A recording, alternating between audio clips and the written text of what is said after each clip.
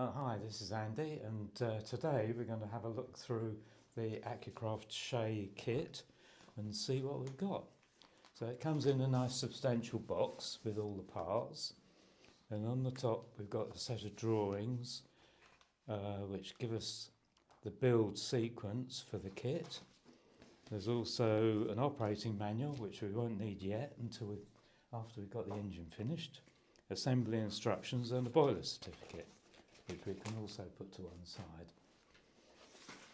The boxes are actually all marked up in the different sections, and they match the diagrams in the manual. So section 1 will be in this box. And pull them out and have a quick look. So here are the various parts. Section 3, section 7. There's a great temptation to get all these bits out and have a good look at them. But before you do, just make sure you can go down the checklist and make sure you have all the parts that are in the stage. And also prep yourself up with some of the nuts and bolts, because they're not necessarily in the kits. They come as a separate pack. When you look through the manual, it tells you what the nuts and bolts are. So if you've got, here we've got CM2 by 12 as a countersunk screw, M2 is the size, 12 is the length. So you have to look through your packs and find out where they are, put them to one side ready for the build. And they've also got various tools and a nice tray to work on. I find if I work on here, if I drop little bits and pieces, I can see them quite easily. Whereas if they go in the carpet, you've had it. So I've got some spanners, pliers, nut runners most important, a bit of masking tape, some little Phillips screwdrivers, and that means we can make a start on the kit. So we've got the parts out for stage 1, which is the buffer beams, and there's several parts to them. You've got a footstep, the actual beam and a backing plate, and they go together like so, but being a shay, the chassis is offset, so unlike all ordinary locos, things are not on the proper centre line. And if you look at these buffer beams, you'll see that they are different left and right, and the same on this one. So it's quite important to get the handing right, and that includes these two little screws on the back, which you'll see are offset. So you've got a front buffer beam and a back one, and if you don't get them the right way round, the components won't line up. And we're starting off by screwing them all together with these 14mm long 2mm screws, and they go through the back and into the front. I find it quite convenient to use a scriber to just line the screw holes up, and then go in with a little Phillips screwdriver. There's no nut on the front, they thread into the actual front beam there. So 14mm long ones at the bottom, and then you've got 12mm long ones at the top where it's not going in quite so far. And then the little bracket on the back is the connection to the chassis, and that goes on the back there with the little M2 by 4mm long screws. So I've got all the pack of screws out, and I put them in a bigger bag so I can see them all, and I just go through those and sort out what screws you need for each stage as you go along. That pack is the boiler fittings and O-rings and other assorted little brass bits, so just keep those all separate.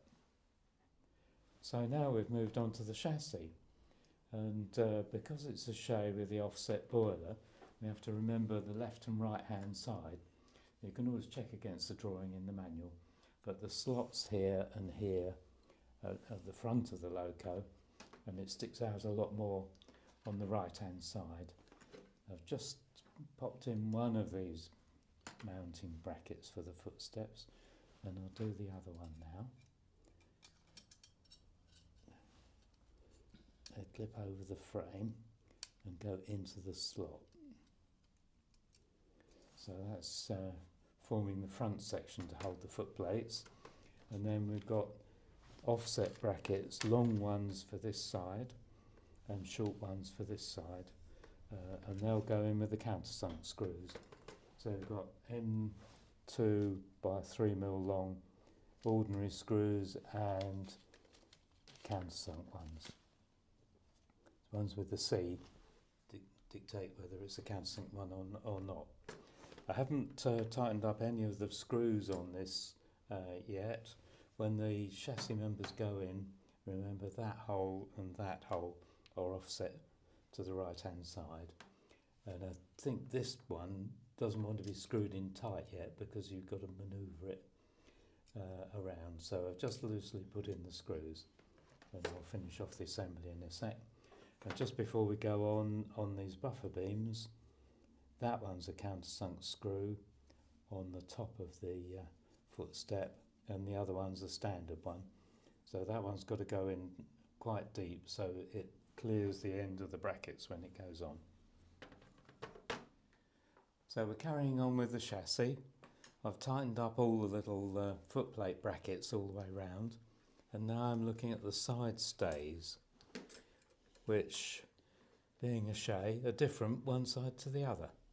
So we're looking at the left-hand one at the moment, and I've mounted this little bracket off the bottom of the chassis. This has got 1.7mm screws, so they're the really tiddly ones, and then I'm putting through these U-bolts that go through a hole in the frame, like so.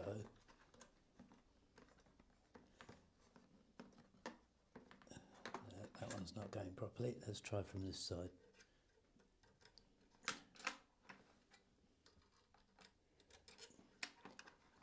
Yeah, that's better.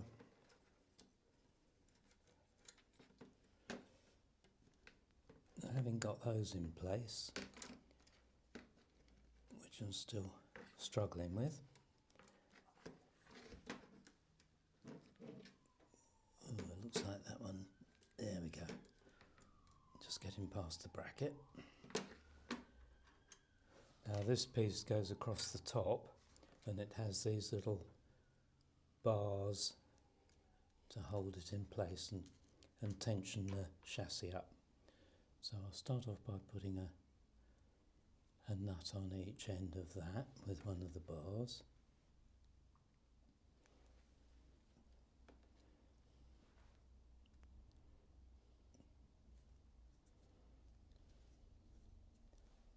And now that should sit on the top there, with these two stays going through the U-bolt and sitting on like so.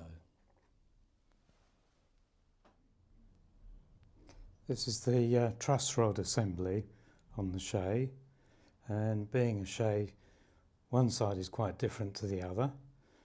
One's got that long bar on it, but the side where the cylinders go, there are two short stays, and they've both been put on along with the plate where the cylinder itself actually mounts.